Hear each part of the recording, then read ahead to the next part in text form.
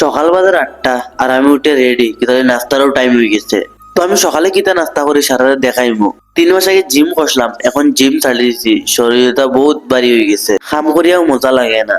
Gym ছাড়ি দিছি তো কিতা হয়েছে, বালা তো খাইতে লাগবো না, কয়দিন বাদে জিম করমু আবার। আমি কিতা নাস্তা করি সারা দেখিলাও, কলা ডিম চানা কিসমিস ওটা খাই সকালে উঠিয়াও, আর লগে পানি। তো আমরা রুমা মানুষ থেকে 4 জন, আর সারা একদিন রান্না লাগে। সকালে রান্ধি খালি, বিকালে বাদানে 2 টাইম হোটেলও খানি। কাম করিয়া আর ভিডিও বানিয়ে সময় পাই না জিম করবার লাগে।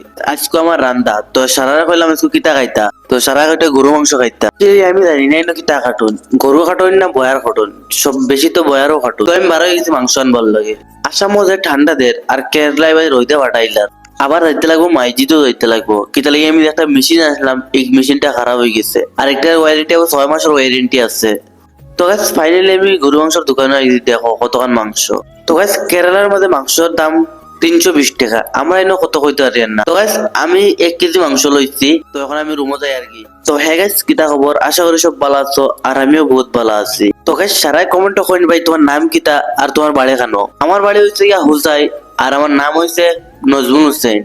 তো দেখো গাইস 1 কেজি মাংস। তো গাইস এই ভিডিও খেয়ে খান থেকে দেখলাম জরুর কইবা।